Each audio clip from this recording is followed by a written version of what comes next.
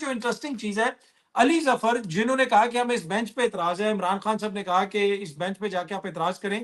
وہ بینچ پہ تو انہوں نے اعتراض کر دیا، انہوں نے کہا کہ تحریک انصاف جو ہے اس کارروائی کا حصہ نہیں بنے گی، لیکن اسی بینچ کے وہ معاون بن گئے۔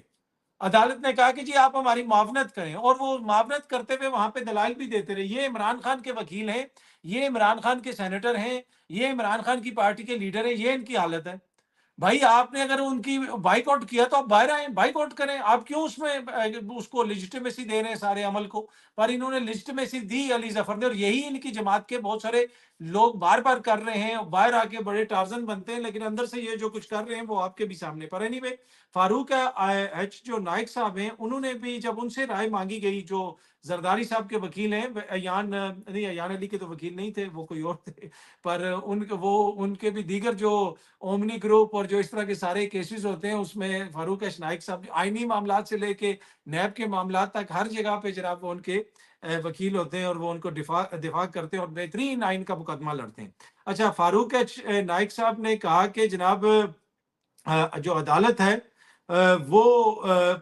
اس میں مختلف چیزوں میں جب انہوں نے ان کی معاونت کی، انہوں نے کہا کہ آپ کو دیکھنا پڑے گا کہ برطانیہ میں فلور کراسنگ کیسے ہوتی ہے۔ میں تھوڑا سا آپ کو پڑھ کے سنا دیتا ہوں۔ وکیل فاروق ایچ نائک نے کہا کہ برطانیہ میں فلور کراسنگ کی اجازت موجود ہے، برطانیہ، امریکہ، کینیڈا میں اسے ذاتی آزادی قرار دیا گیا ہے۔ بھارت میں فلور کراسنگ پہ نااہلی ہوتی ہے، ووٹ نہ گنے جانے کا قانون کا اصول دنیا میں کہیں بھی نہیں ہے۔ تو پوری دنیا کی مثالیں دی گئیں، اور اس کے علاوہ جسٹس جمال خان مندوخیل صاحب نے کہا کیا صدر مملکت نے بتایا کہ سپریم کورٹ کی اکثریت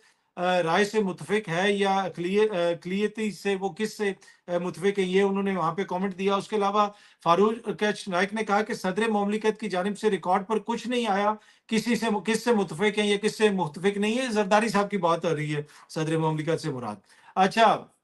اور اس طرح کی اور بھی بہت ساری باتیں ہوتی رہی، پر اینی وے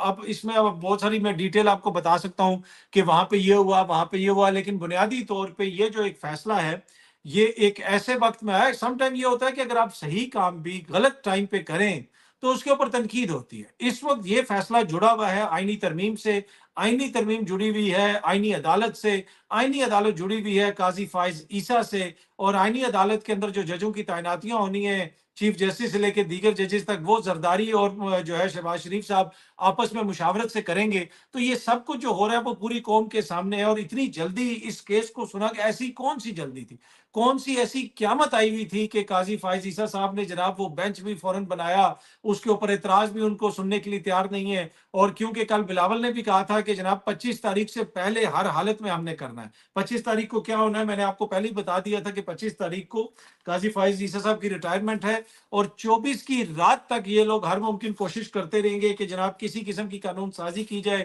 سب کچھ کیا جائے، قاضی فائز کو روکا جائے، نئی آئینی عدالت بنا دی جائے، وہاں پہ اگر کسی اور کو بھی لگانا ہے، کسی ایسی شخصیت کو لگایا جائے کہ اس نظام کو اپنے ہاتھ میں رکھا جائے۔ میں نے